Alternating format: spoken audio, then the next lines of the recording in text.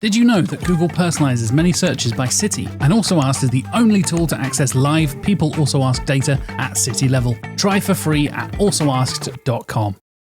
Tired of SEO guesswork?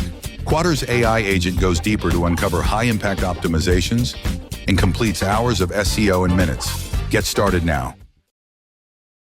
I was going to say that SEO with Fat Joe is as peaceful as this, but then the birds are all having fights.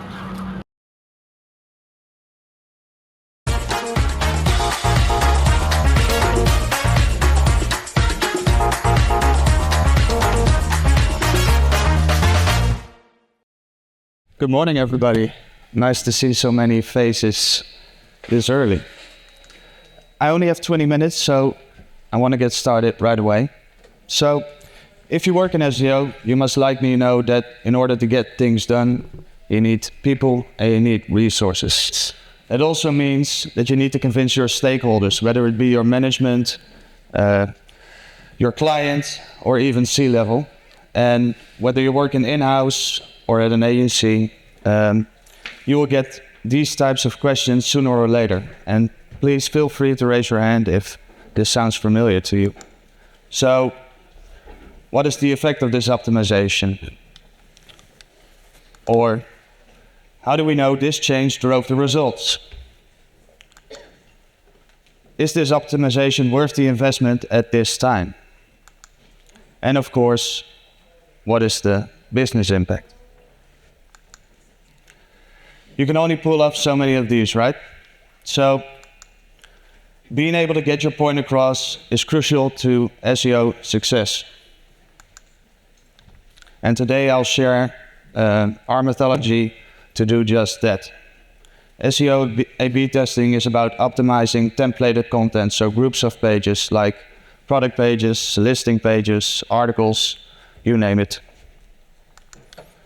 And testing can help you find the best possible answer. Take something as basic as title text. You can probably think of multiple variants, but which one performs the best. Scaling this out across hundreds or thousands of pages can have a big impact, so knowing what works can become very important. It can also help you build business cases and prioritize based on revenue impact. So in this example of 10 tests we did, you can see that test 1 and test A together will drive more revenue than the other 8 combined, so you probably want to focus there. You'll also learn what's not worth doing, things you might have implemented in the past, for example, because it worked on another website or you read about it in a case study. So it's also a good way to save time and resources. And it can accelerate your learning. So you might not be able to ship 10 changes every month, but you might be able to test 10 things every month, pick the winners, and move on from there. So the point is, every test holds a valuable lesson, even if a change doesn't work. And looking at results from over 300 tests, we also see that only 35% actually led to positive outcomes. That means when you look at your audit sheet, you can probably cut off a lot of things. And for the 35% that you know works, you can get those optimizations prioritized. So to sum it up, testing can make you and your organization more efficient, focus on what's proven to work, and increase your impact. So what I want to walk you through today is how to set up your own SEO testing program.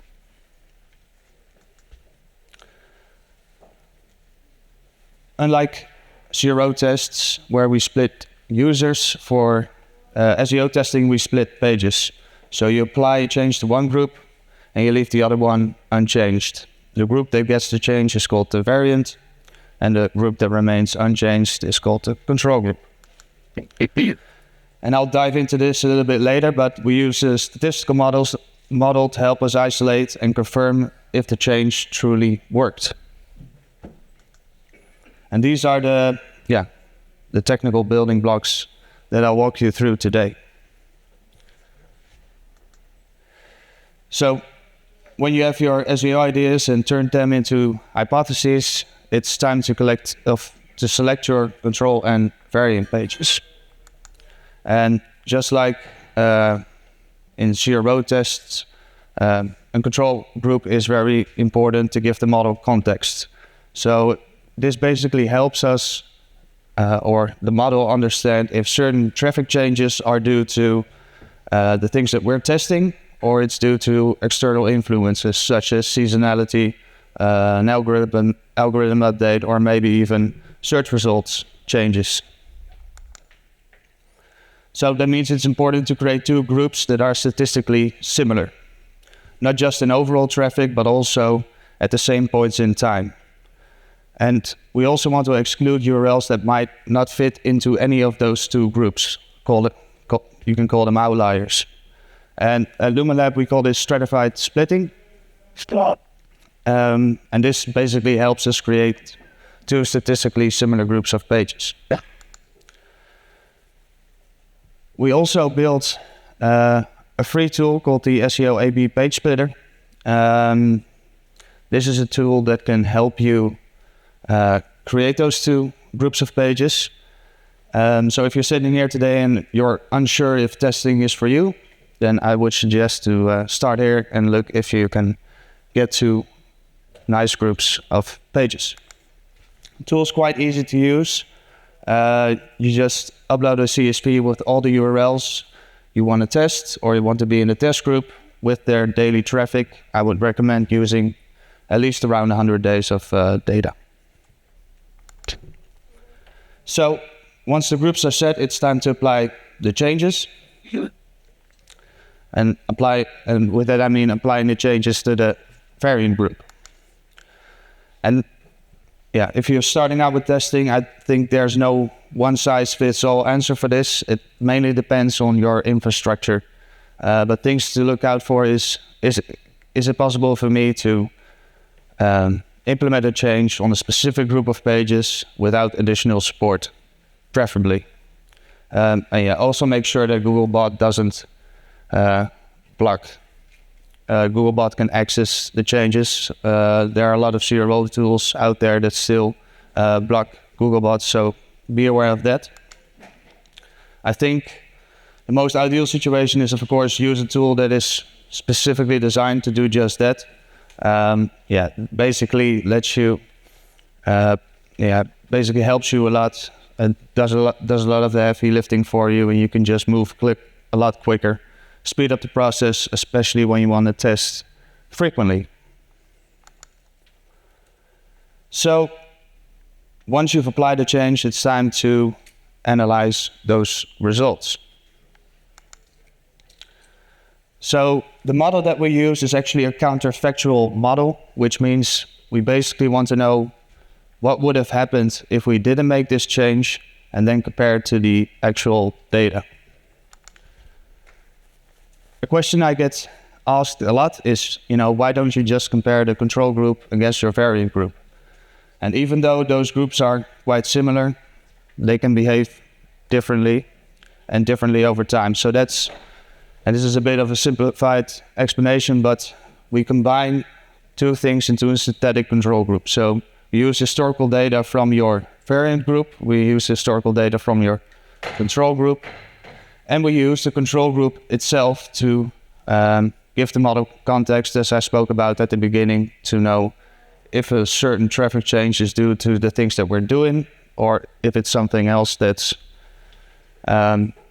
creating the traffic changes, like those algorithm updates or seasonality. And that's what makes a model like this so powerful, because it cuts out all the external noise and lets you see the true impact of your changes. So how would you interpret those results? Every test gives you some basic insights on the impact on clicks to your variant group of pages. It also shows you a confidence level, which basically tells you how sure can you be that the impact that you're seeing is due to the things that you're testing, or if it's due to something else. It also shows you the daily effect and the cumulative effect, which is basically the daily effect times the days that your test ran. You also have a few graphs. The first graph is basically split into 2 periods. So we have the pre-intervention period, and this is the period before the change has been made. And this is basically where the model is trained. You also have the post-intervention period, and this is the period after the change was applied to the test, to the variant group. And in both periods, you want to see 2 different things. So in the pre-intervention period, you want to see that orange and black line close together, which means that you have a solid and accurate model. And in the pre-intervention, post-intervention period, you want to see those lines diverge, because that means there's an impact, either positive or negative. And to give you an idea of a less accurate pre-intervention period, you can see this example where in the pre-intervention period, the data points don't align very well. You can also see the orange shaded area being quite big, which also means there's a lot of uncertainty in creating this model. And this usually happens when you have, for example, too little traffic or too little pages, or you just don't have a control group that is similar enough. The second graph, the graph that I also showed you at the beginning, shows the additional traffic over time. This is the cumulative effect of the change. And when you look at this, you can also see when a test becomes statistically significant. And this is when the orange shaded area is above or below the y-axis. And if you look at this, you can see that at the beginning of the test, you can see that the lines are above and below the y-axis, and this is basically because Googlebot needs some time to crawl and process the changes that you made to the variant pages. And if the effect is big enough, you'll see those lines go above or below the y-axis. So this is quite intuitive, I think, but this is how positive change would look like. This is how negative change would look like. And this is how a no change result would look like, or an inconclusive result would look like. The examples that I just shown are from the Luminap tool. We also built another free tool for you guys to analyze the impact of your SEO change.